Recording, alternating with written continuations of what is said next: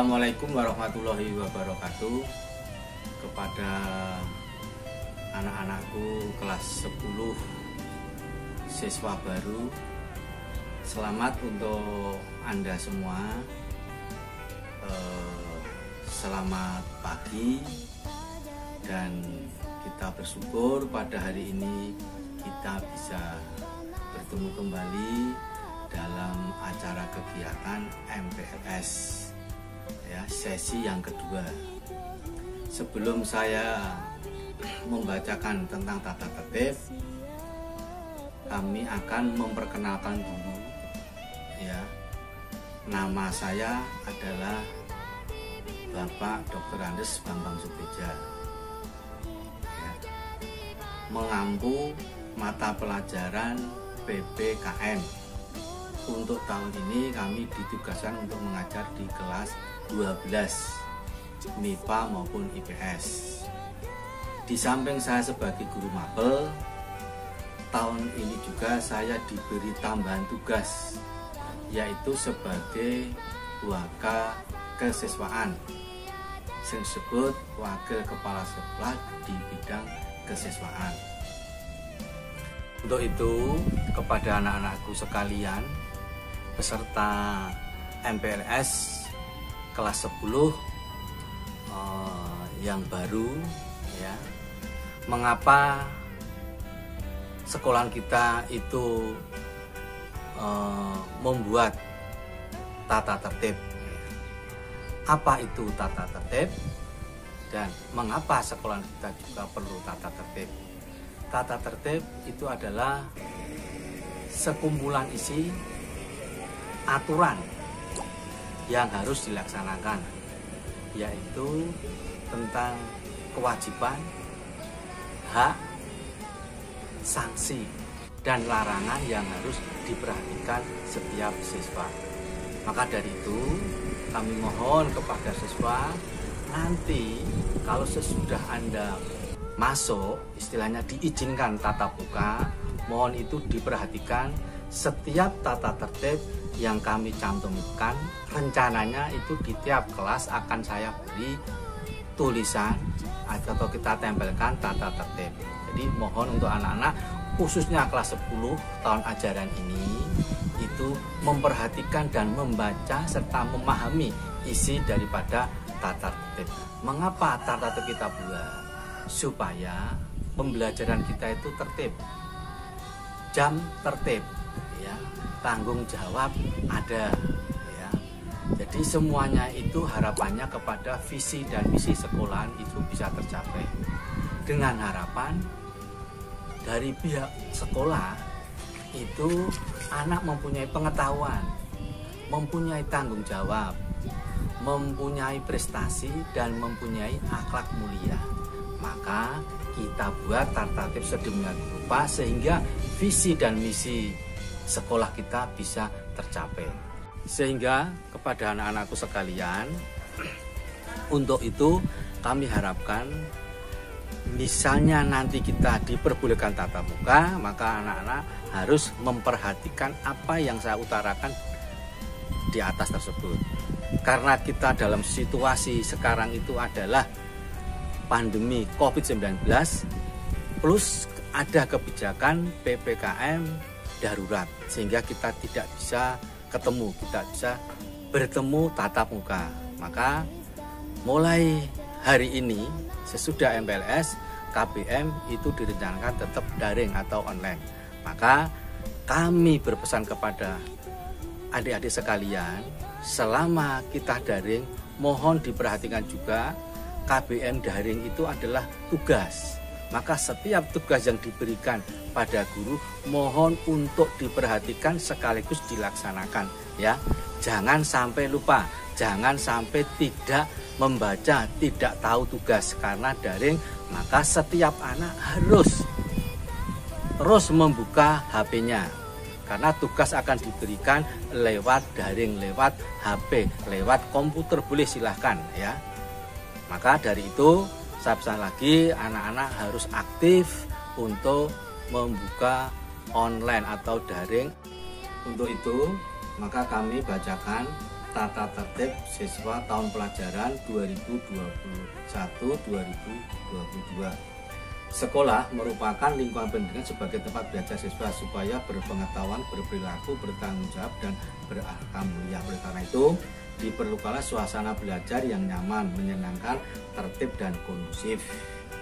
Untuk suksesnya belajar perlu diperhatikan tata tertib waktu, tata tertib program, tata tertib belajar, tata tertib evaluasi. Dengan demikian, tata tertib merupakan salah satu hal yang menjadi perhatian setiap siswa untuk dilaksanakan. Tata tertib mencakup hak dan kewajiban siswa, larangan, sanksi, dan skor pelanggaran. 1. Hak. Setiap siswa mempunyai hak mendapatkan pendidikan, pembelajaran sesuai dengan jenjang pendidikan yang diikuti, mendapatkan informasi yang benar tentang pendidikan dan pembelajaran, menggunakan sarana prasarana dalam proses pendidikan dan pembelajaran, bertanya tentang pendidikan dan pembelajaran, dan mendapatkan perhatian serta pembelajaran agama yang dianut. 2. Kewajiban setiap siswa. Kewajiban setiap siswa wajib taat dan patuh kepada kepala sekolah, guru, dan karyawan. Mengetahui, memahami, melaksanakan tata tertib siswa. Diharapkan datang di sekolah sebelum jam pertama, dimulai pukul 06.45, jadi 7:45 waktu Indonesia bagian Barat. Jadi sebelum jam 7:15 anak diharapkan sudah hadir di sekolahan. Minta izin ke bapak ibu guru mata pelajaran saat masuk ke kelas atau meninggalkan KBM. Berdoa saat memulai atau mengakhiri pelajaran. Menyanyikan lagu Indonesia Raya, lagu wajib setiap jam pertama sebelum KBM dimulai. Menjaga ketertiban dan ketenangan selama kegiatan belajar mengajar, dan menjaga kebersihan kelas dan lingkungan sekolah. Santun dan tertib dalam bertanya pada waktu KBM atau di luar KBM. Memakai seragam sekolah dan kelengkapan atributnya sesuai dengan ketentuan yang telah ditetapkan sekolah. 3. Memakai seragam sekolah. A. Senin, Selasa, Rabu. Kelas 10, kelas 11, dan kelas 12 memakai seragam OSIS, bawahnya abu-abu. B. Kemis. Kelas 10, kelas 11, dan kelas 12 berseragam batik identitas sekolah. Jumat, kelas 10, 11, 12 seragam pramuka.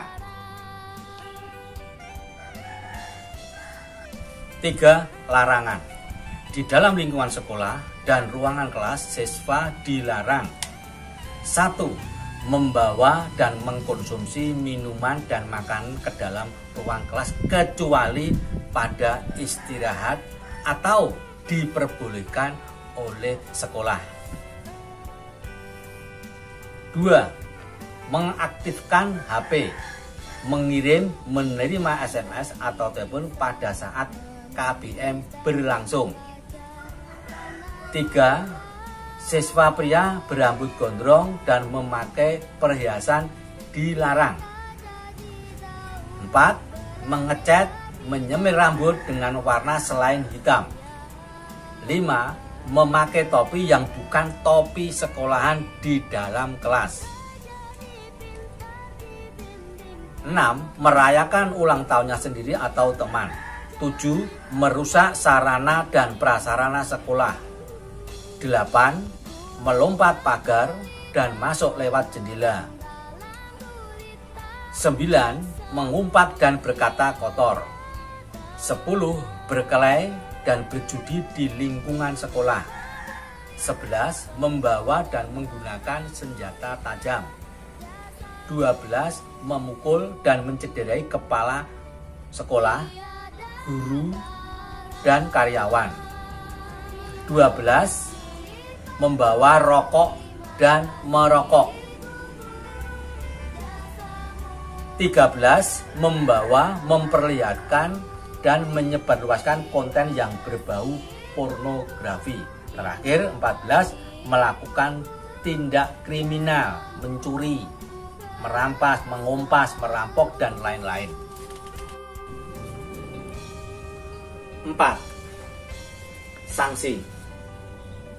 Siswa yang melanggar tata tertib mendapatkan sanksi pelanggaran berupa 1. Teguran lisan. 2. Dikenakan skor atau nilai pelanggaran. 3. Peringatan tertulis. 4. Belajar sendiri dengan tugas dari bapak ibu yang mengajar. 5. Siswa yang terlambat akan mendapatkan pembinaan dan skor oleh petugas dan diperbolehkan masuk ke ruang kelas pada jam berikutnya. Kemudian yang terakhir, 7. Siswa yang melakukan pelanggaran berat, orang tua wali siswa didatangkan ke sekolah untuk menerima penjelasan dari sekolah berkaitan dengan pelanggaran dan sanksinya. 5. Tahapan pelaksanaan sanksi. 1. Pertama, skor pelanggaran apabila menerima skor 25 diberikan kepada pembimbing dari STP 2K, guru yang mengajar di kelas tersebut, guru BK, dan wali kelas. 2. Skor pelanggaran bernilai 50 diberikan kepada pembimbing dari STP 2K, guru yang mengajar di kelas tersebut, guru BK, dan wali kelas Wakasek kesiswaan. Siswa membuat surat pernyataan yang diketahui oleh orang tua wali kelas. Menjalani skorsing pertama dengan belajar sendiri di ruang BB selama 1 hari. Ketiga, skor pelanggaran bernilai 60 diberikan kepada pembimbing dari STP 2K, guru yang mengajar di kelas tersebut, guru BK, wali kelas, Wakasek kesiswaan. Mendatangkan orang tua siswa, membuat surat pernyataan bermeterai 10.000. Menjalani skorsing kedua dengan belajar sendiri di ruang BB selama 2 hari berturut-turut. Keempat, skor pelanggaran dengan nilai 80 diberikan kepada pembimbing dari STP 2K, guru BK, wali kelas, dan Wakasek kesiswaan. Mendatangkan orang tua siswa, membuat surat pernyataan bermeterai 10.000, menjalani skorsing ketiga dengan belajar sendiri di ruang BB selama 3 hari berturut-turut. Kelima, skor pelanggaran dengan nilai 90 diberikan kepada pembimbing dari STP 2K, guru BK, dan wali kelas, Wakasek kesiswaan, dan kepala sekolah. Mendatangkan orang tua siswa, membuat surat pernyataan bermeterai 10.000 yang diketahui oleh orang tua dan wali kelas, menjalani skorsing keempat dengan belajar sendiri di rumah selama 6 hari berturut-turut. Terakhir, kelima, dikembalikan ke orang tua atau dikeluarkan dari sekolah jika skor pelanggarannya telah mencapai 100. Saya kira itu saja yang perlu kami sampaikan untuk materi tata tertib hari ini. Untuk selanjutnya nanti kita akan mengikuti sesi berikutnya, adalah sesi tentang kegiatan apa saja yang ada di sekolah SMA Negeri 1 Wonosari, yaitu kegiatan di luar kegiatan akademis, yaitu kegiatan ekstrakurikuler ya. Jadi Jadi itu saja untuk sesi saya ini. Mari nanti kita lihat ekstra yang akan disampaikan, kegiatan ekstra yang akan disampaikan oleh adik-adik kakak-kakak kita, yaitu kakak-kakak OSIS yang akan menayangkan tentang kegiatan ekstrakurikuler. Saya kira itu saja. Saya akhiri dengan bacaan alhamdulillahirabbil alamin. Assalamualaikum warahmatullahi wabarakatuh.